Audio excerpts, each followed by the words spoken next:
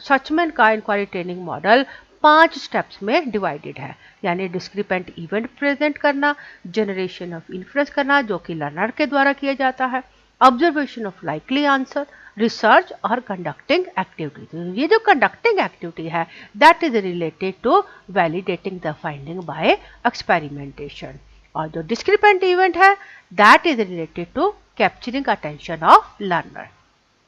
अब इन सभी स्टेप्स के बारे में डिटेल में जानकारी लेते हैं। जैसे सबसे पहले आता है डिस्क्रिपेंट इवेंट, यानी वो इवेंट जिसका आउटकम कुछ थोड़ा अलग है आम दिनचर्या की जो ऑब्जर्वेशन है उससे, जिससे लर्नर के मस्तिष्क में एक कंफ्यूजन पैदा होता है जिसको कॉग्निटिव कंफ्यूजन कहा जाता है।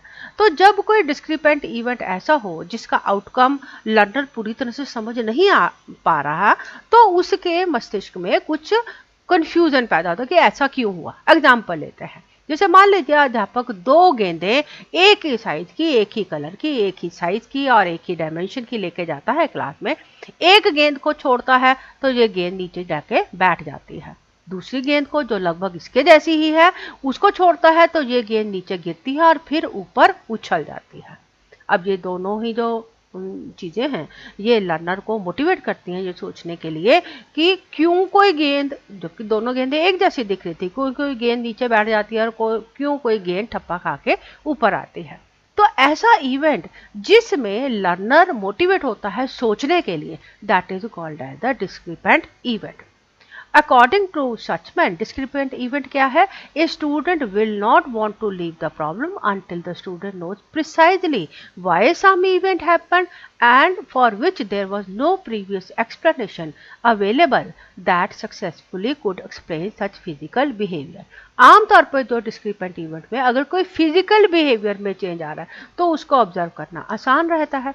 तो डिस्क्रिपेंट इवेंट क्या होगा? जिसमें कोई ऐसा फिजिकल बिहेवियर ऑब्जर्व हुआ है जिसको लर्नर पूरी तरह समझ नहीं पा रहा है। क्यों नहीं समझ पा रहा? क्योंकि लर्नर के पास उस फिजिकल बिहेवियर की कुछ जानकारी है लेकिन इवेंट इस तरह से हुआ है कि लर्नर उसको पूरी तरह से एक्सप्लेन नहीं कर पा रहा, और ये बिहेवियर कुछ इस तरह से लर्नर को मोटिवेट करता है कि लर्नर इस इवेंट को इग्नोर भी नहीं कर सकता, यानी he can not leave it. वो ये छोड़ नहीं सकता कि हुआ तो हुआ करके, हाँ, वो इस इवेंट के बारे में और ज़्यादा प्रिसाइज जानकारी लेना चाहता है ताकि वो इस इवेंट की हैपनिंग को एक्सप्लेन कर सके। तो ऐसा इवेंट है जिसको डिस्क्रिपेंट इवेंट कहा जाएगा। अब डिस्क्रिपेंट इवेंट चुनना अध्यापक की जिम्मेदारी होती है और ये एक बहुत ही चुनौतीपूर्ण कार्य हो सकता है। डिस्क्रिपेंट इवेंट के कैरेक्टरिस्टिक्स क्या है? A type of problem to solve that the learner may know little to nothing about. ऐसा इवेंट होना चाहिए जिसके बारे में लर्नर को या तो थोड़ी बहुत जानकारी है या उसको बिल्कुल भी जानकारी नहीं है, यानी ऐसा इवेंट नहीं होना चाहिए जिसको लर्नर आसानी से एक्सप्लेन कर सके। दूसरा, इवेंट ऐसा होना चाहिए तो थोड़ा सा पजलिंग हो, ऐसा सीन क्रिएट करे जिससे लर्नर के मन में, उसके मस्तिष्क में कुछ जिज्ञासा पैदा हो। Area of training is based on discoverable idea pre selected by the teacher. अब ये जो इवेंट है उसको सिलेक्ट करता है टीचर, और टीचर ऐसा इवेंट सेलेक्ट करता है जो उस एरिया में है जिसको लर्नर डिस्कवर कर सकता है, यानी उसके पास पहले से जानकारी नहीं है लेकिन अध्यापक ये मानता है कि जितनी जानकारी है उसमें कुछ और जानकारी को अगर जोड़ा जाएगा तो लर्नर इस इवेंट को समझ पाएगा। Idea is presented by puzzling, mysterious, unexpected और अननोन इवेंट। अब ये जो इवेंट है उसका आउटकम कैसा होना चाहिए? उसका आउटकम मिस्टीरियस होना चाहिए, यानी कुछ अजीब सी ही चीज़ हो जाए जिससे लर्नर का अटेंशन उस इवेंट पर जाए। अनएक्सपेक्टेड हो या अननोन इवेंट हो, या तो लर्नर को बिल्कुल भी जानकारी नहीं है या थोड़ी बहुत जानकारी है लेकिन जो इवेंट में हो रहा है वो उसकी जानकारी के अनुसार एक्सप्लेन करना लर्नर के लिए मुश्किल हो। Event must have surprising outcome. अब आउटकम अगर ऐसा होगा जो सरप्राइजिंग होगा तो लर्नर ज़्यादा मोटिवेटेड होगा तो वो ज़्यादा प्रश्न पूछेगा ताकि वो उस इवेंट को समझ सके। अगर इवेंट सरप्राइजिंग नहीं है, जैसे मान लीजिए आपने 2 गेंदें ली, एक जैसे साइज की ली, दोनों को गिराया, दोनों नीचे गिर के बैठ गई, अब इसमें कुछ भी सरप्राइजिंग नहीं है, दोनों गेंदें एक जैसी ही थी, तो ये इवेंट का सरप्राइजिंग आउटकम होने से ही लर्नर मोटिवेट होता है और जानकारी लेने के लिए। Next is generation of inference. अब लर्नर ने जो भी इवेंट देखा है उस एपिसोड को वो एनालाइज करे। अब एनालिसिस का क्या मतलब होता है कि जितनी जानकारी लर्नर के पास है उस जानकारी को वो बेहतर तरीके से व्यवस्थित कर सके और कुछ और जानकारी प्राप्त कर सके जिससे वो उस इवेंट को एक्सप्लेन कर सके। अब ये जो एनालिसिस का तरीका है इस मॉडल में बेस्ड है क्वेश्चन आंसर मेथड के ऊपर। यानी लर्नर को ये आज़ादी है कि लर्नर बहुत सारे सवाल पूछे, कितने भी सवाल पूछे, किसी भी सीक्वेंस में पूछे, लेकिन सवाल ऐसे पूछे जिनका उत्तर अध्यापक हाँ या ना में दे सके। अब ये जो लर्नर है ये लर्नर बहुत सारे सवाल पूछता है क्योंकि जो इवेंट है वो बहुत पजलिंग है, उसकी समझ में नहीं आ रहा। तो उस इवेंट को समझने के लिए या उस इवेंट के दूसरे फैक्टर्स को जानने के लिए, कंडीशंस को जानने के लिए लर्नर कई सारे सवाल पूछ सकता है। कितने भी सवाल पूछ सकता है, किसी भी सीक्वेंस में पूछ सकता है, लेकिन नियम यह है कि उत्तर उनके ऐसे हों जो कि यस और नो में दिए जा सके। यानी लर्नर ऐसा सवाल नहीं पूछ सकता कि टीचर से ही पूछ ले कि भाई इस फिनोमेना को एक्सप्लेन कर दो। और इसके साथ साथ अध्यापक को भी इस चीज़ का ध्यान रखना है कि उसने कोई ऐसी सजेशन नहीं देनी है जिससे फिनोमेना एक्सप्लेन हो जाए। यानी मुद्दा क्या है कि अध्यापक और लर्नर ऐसे सवाल आपस में आदान प्रदान करें जिनका उत्तर हाँ या ना में दिया जा सके। और अध्यापक चाहे तो इन प्रश्नों को एक सीक्वेंस में जिस तरीके से पूछे जा रहे हैं उसको नोट करके रख सकता है ताकि बार बार वही सवाल ना पूछे जाए और विद्यार्थी बाद में उन उत्तरों को दोबारा से पढ़ भी पाए। अगला जो स्टेप है that is observation of A likely answer. अब अध्यापक बहुत सारे सवालों के उत्तर हाँ या ना में दे रहा है, तो अंत में अध्यापक के पास और विद्यार्थियों के पास कई सारे प्रश्न ऐसे आ जाएंगे जिनका उत्तर हाँ में आ रहा है, कई सारे प्रश्न ऐसे आ जाएंगे जिनका उत्तर ना में आ रहा है। अब इन हाँ और ना के उत्तरों के अनुसार विद्यार्थी कुछ एक्सप्लेनेशन फॉर्मुलेट कर सकता है जिसमें वो ये एक्सप्लेन कर सके कि जो उसने देखा है उसको किस किस स्थिति में एक्सप्लेन किया जा सकता है। यानी जो भी हाइपोथेसाइज होता है कि जब हम किसी एक्सपेरिमेंट का कोई पॉसिबल जो उसका आउटकम हो सकता है उसको हम प्रेजेंट करते हैं, that is called as hypothesising. तो लर्नर हाइपोथाइज करता है on the basis of answers which he has gained for his questions in yes and no format. Based on their previous knowledge, student forms relationship in variables and probe into problem and develop new insight, concepts and theories. और इस तरह से learner अपनी पुरानी जानकारी को नई जानकारी, नए वेरिएबल्स के साथ जोड़ पाता है, समस्या को ज़्यादा बेहतर तरीके से समझ पाता है और नई समझ, नई इंसाइट उसमें उत्पन्न होती है जिससे वो नए कॉन्सेप्ट बना पाए और नई थ्योरीज डेवलप कर पाए। अब ये जो हाइपोथाइजिंग है इसमें मेन इंपॉर्टेंट चीज़ क्या है कि साइंटिफिक मेथड के कंपैरिजन में यहाँ पर जो हाइपोथेसिस है that is basically based on questions which have been answered in yes and no format. Next step is research. अब लर्नर ने जो हाइपोथेसिस बनाया है इस हाइपोथेसिस को अलग अलग कंडीशंस पे वैलिडेट करने की ज़रूरत है ताकि लर्नर ये जान सके कि जो उसने हाइपोथेसिस बनाया है क्या वो पुरानी रिसर्च के साथ मैच करता है और किस तरह से मैच करता है।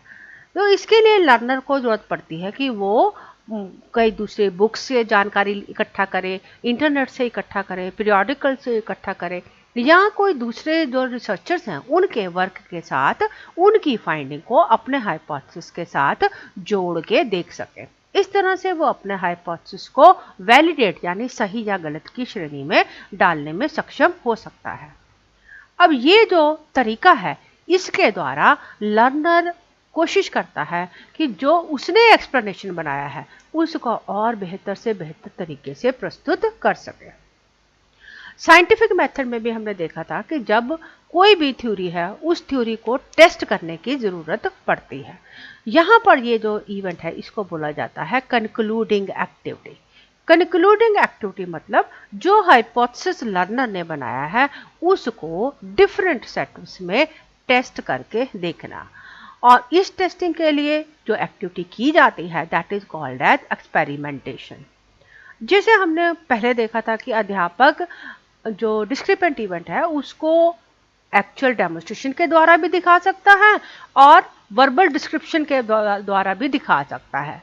उसी तरह यहाँ पर जो लर्नर है वो कंक्लूडिंग एक्टिविटी को एक्चुअल एक्सपेरिमेंट में भी कर सकता है और थॉट एक्सपेरिमेंट में भी कर सकता है। एक्चुअल एक्सपेरिमेंट मतलब फिजिकली किसी चीज को करके देखना, और थॉट एक्सपेरिमेंट का मतलब सवाल जवाब के रूप में, यानी यस और नो टाइप ऑफ क्वेश्चंस के रूप में भी उस एक्सपेरिमेंट को करके देखा जा सकता है। एग्जाम्पल के लिए ये ऐसा एक्सपेरिमेंट ऐसे तरीका है जिसमें लर्नर ये जानने की कोशिश करता है कि अगर वेरिएबल्स को चेंज कर दिया जाए तो चीज़ें किस तरह से अलग हो पाती। जैसे मान लीजिए, जैसे शुरू में हमने देखा था कि दो बॉल हैं एक ही कलर की, एक ही साइज की, एक ही डायमेंशन की, एक को गिराया तो नीचे गिर के बैठ गई और दूसरे को गिराया तो ये ठप्पा खा के ऊपर उठ गई। तो अब इसमें थॉट एक्सपेरिमेंट क्या होता है कि भाई अगर इसके नीचे वाला जो बेस है वो अगर वुड का हो तब क्या होगा, अगर यहाँ पर हम कॉटन रख दें तो क्या होगा, अगर हम यहाँ पर वाटर या कोई ऐसा फ्लूइड रख दें तब क्या होगा। तो ये जो एक्सपेरिमेंट है जिसमें हम if and but type of questions पूछते हैं, और ये प्रश्न लर्नर अध्यापक से भी पूछ सकता है, दैट इज कॉल्ड है थॉट एक्सपेरिमेंट। थॉट एक्सपेरिमेंट ये एक ऐसा तरीका है जिससे लर्नर ऑब्जर्वेशन को अलग अलग सेटअप में एक्सपीरियंस कर सकता है। तो ये एक तरीका है जिससे नए फैक्ट को हासिल किया जा सकता है, नए हाइपोथेसिस बनाए जा सकते हैं या एग्जिस्टिंग हाइपोथेसिस को वेरी किया जा सकता है। अब ये जो इंक्वायरी ट्रेनिंग प्रोसेस है ये 3 तरीके से कंक्लूड हो सकता है।